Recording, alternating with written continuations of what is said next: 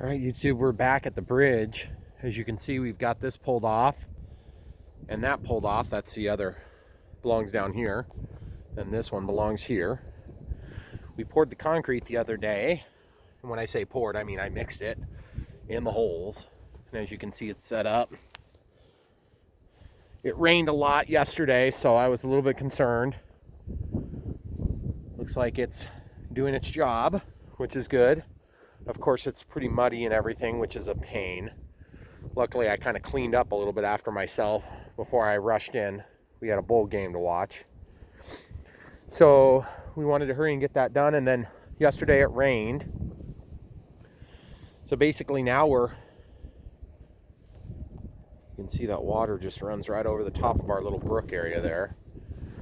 So we're just out, and when I say we, I mean me. I'm just out inspecting to see how things turned out. It washed a lot of mud off, which is nice. So really happy about that. Looks like I've got some concrete dust just kicked up on there, which of course I don't want to stain anything. This is the other side, obviously, and looks like it set up just fine. It wasn't as pretty, but a little bit extra water is not going to bother me with concrete, as long as it has a chance to cure and it doesn't freeze in that first period.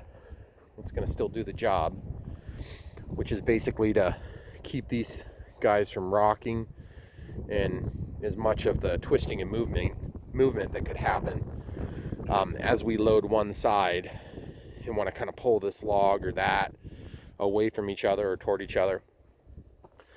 So actually it looks like things turned out okay.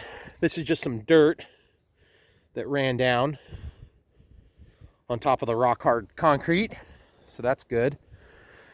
I was a little bit nervous about that. Obviously things are doing okay. So great news. Now I just need to backfill from here on top of the holes and then get these boards remounted so that they can be back in position.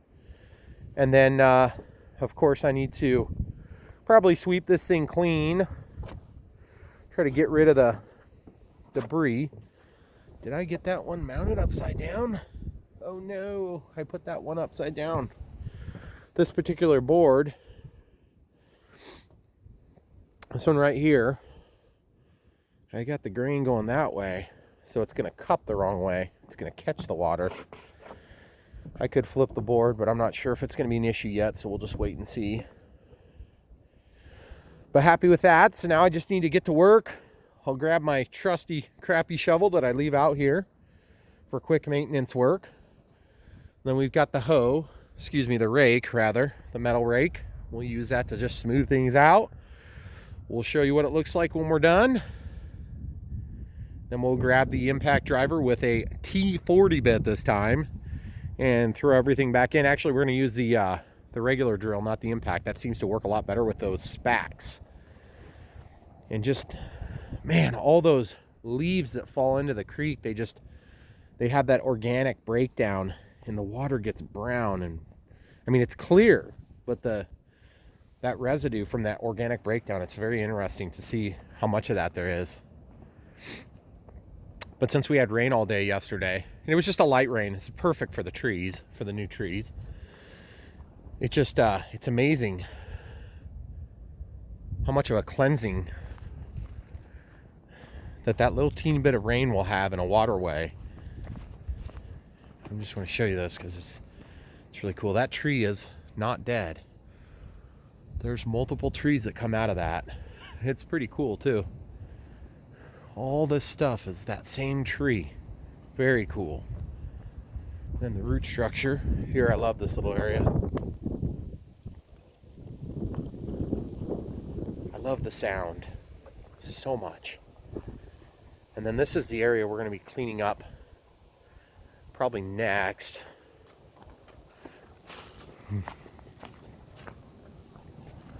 Get to burn that stuff.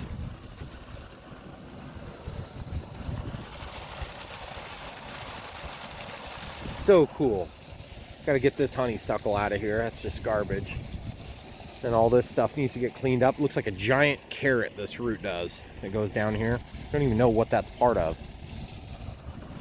And then this tree is a tree that I've tried like 10 times to get it to cut and slide down, and I just can't get it to go. Maybe I can get the tractor through this opening here and lift it up and out from the other side and drop it on the other side, and then just kind of help to hold the walls in. You can see some of these big stones that get washed out once in a while. It's just beautiful big stones. I really, really, really am glad about the way that we did this, and we've slowed down the flow of water just a little teeny bit by doing these steps. We actually took sod and we ran it in these different various areas when it was dry. This was dry this summer.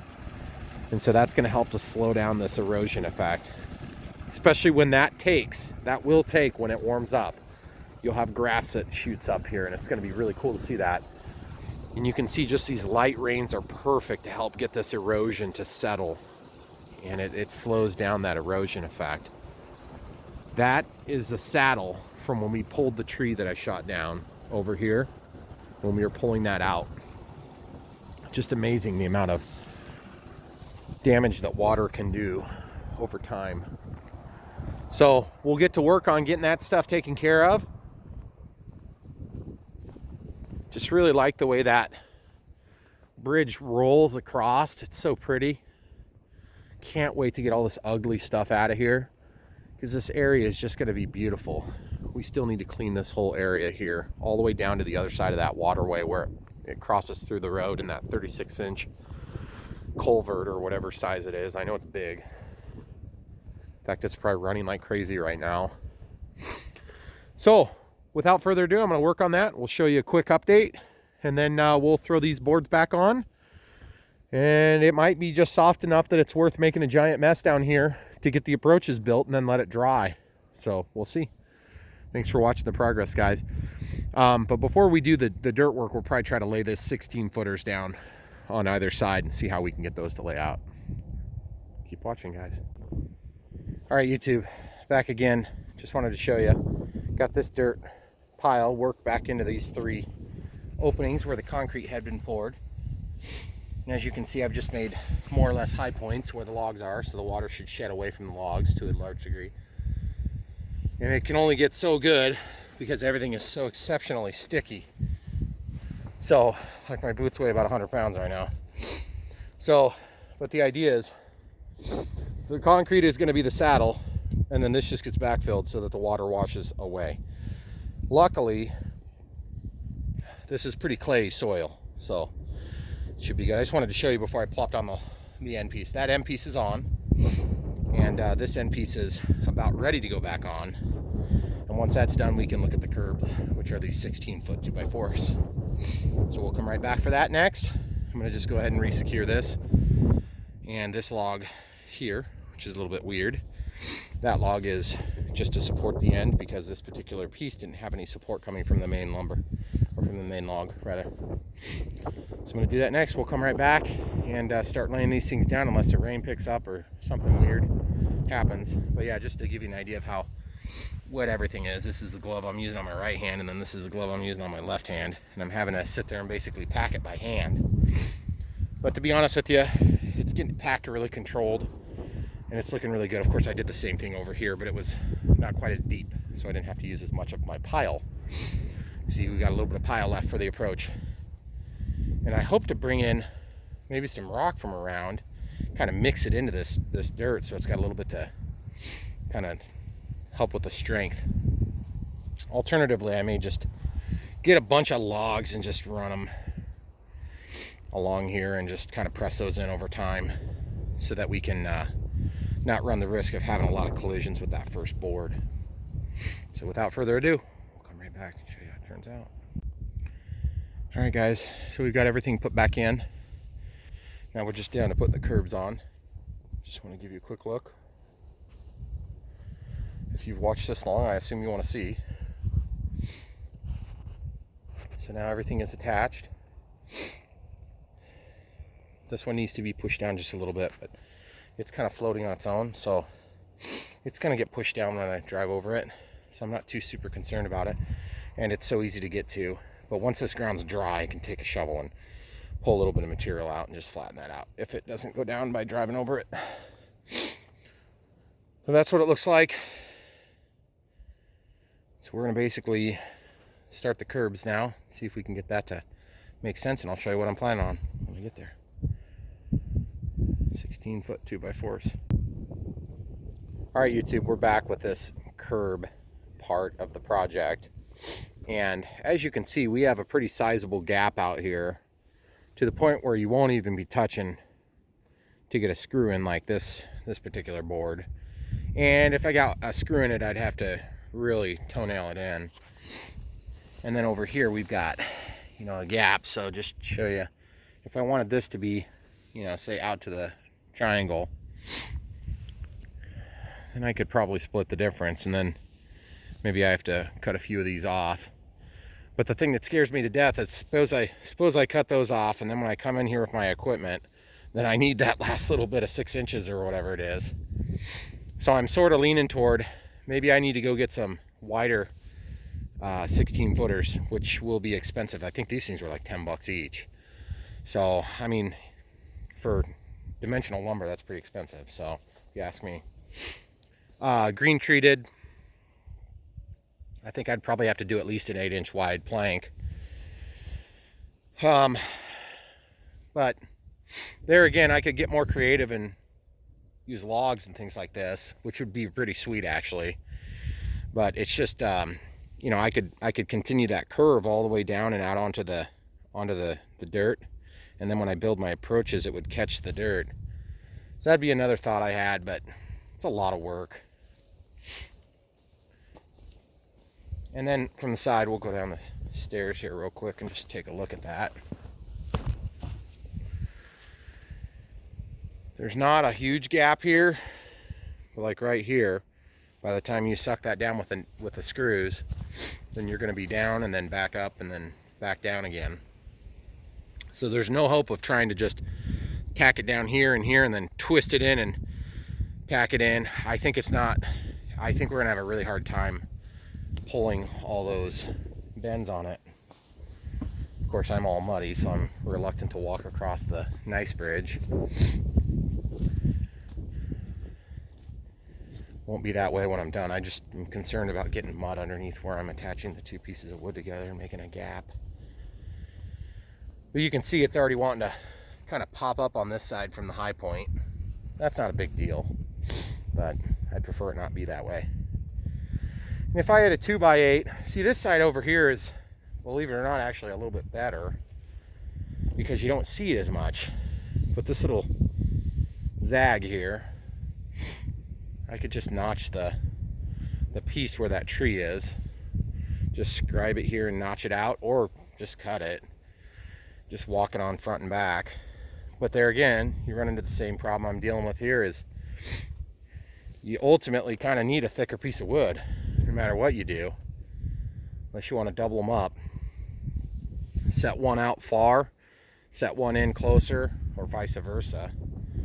I think either way you do it, it's going to look funky. You know, I've got these 2x10s. I could lay those out there and just kind of see how the gaps get covered up, because if those are 10 feet long 2x10s and I would have 20 feet of length, I don't have any interest in using those because they are fairly expensive as well. But I mean, they were needed out here in the decking, so. But maybe that'd be worth a shot, just laying them out, see how the 10-inch wide looks. And plus with the 10-inch wide, I mean, you get enough of a bite on this edge with enough screws that you could conceivably pull up on this edge and you wouldn't immediately break it off, because you'd be biting so many different points. You'd probably be biting like 16 or 20 points as your tire goes along. And then over here, you'd almost certainly have to notch out for your tree. But these are the things I'm considering now, and obviously give you an update when I find out how I'm going to accomplish this. But like I said earlier, if you've watched this long, you're probably interested in how I'm going to handle this. And if you're going to copy this project, I don't know how you would exactly. This is all based on crap I had lying around and or shot down. But you know, I think it's sweet because look how not bendy and not straight these trees are. Then we've got all this crap to clear out. I just pulled that down because I was trying to clean my boots off. But it's not like we're using pine trees. These things move and bend and twist, and there's some straight sections, but they're not straight for long like this one here. It's a pretty cool tree. It's just kind of weird.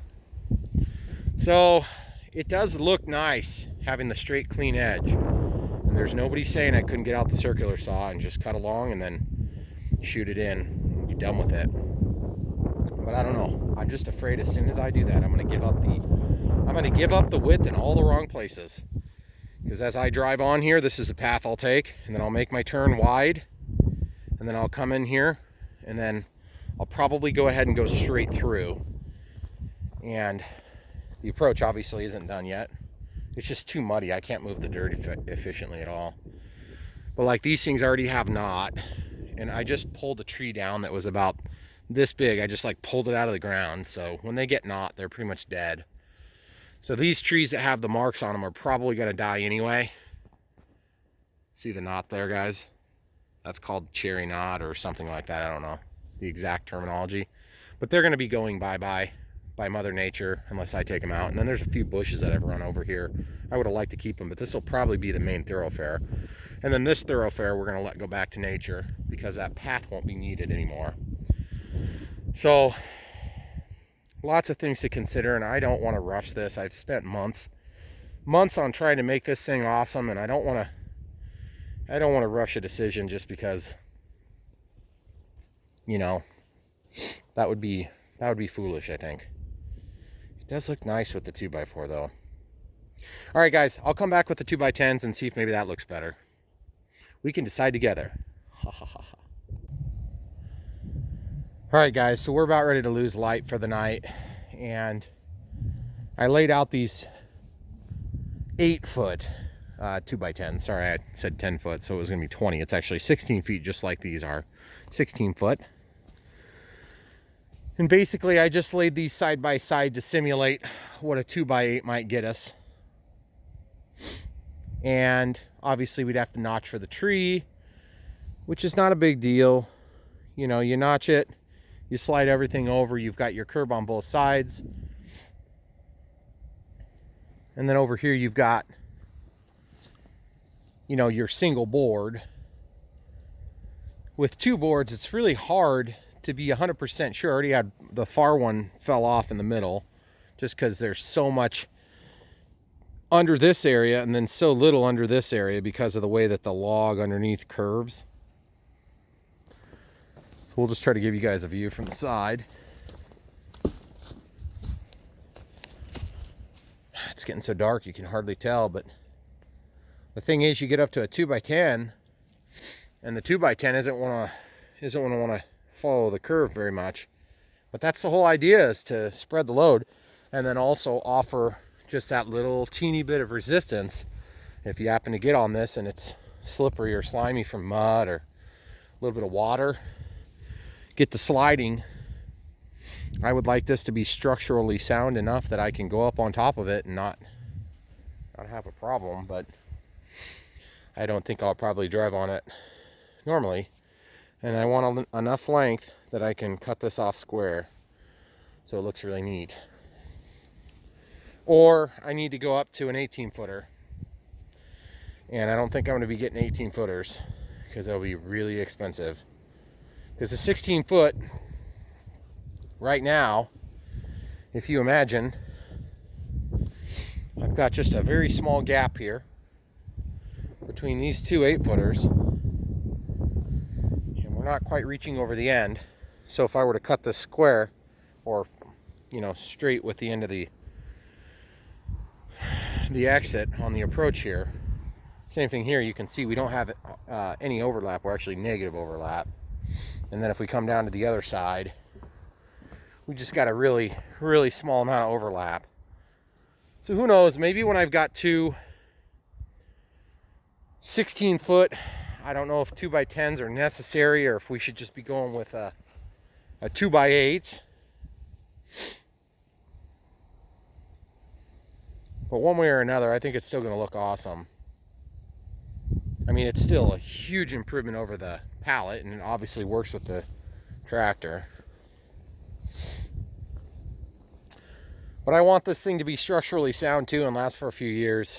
The logs underneath are not going to last forever, so I don't want to get too bent out of shape on making this thing look perfect, because it just simply isn't going to last forever. And that's just the nature of the beast. If I wanted to do a lasting bridge, I'd have to spend a whole lot more than what I'm spending on this. But it'll work perfect for getting the lawnmower across. It'll work perfect for walking across. It certainly looks cool.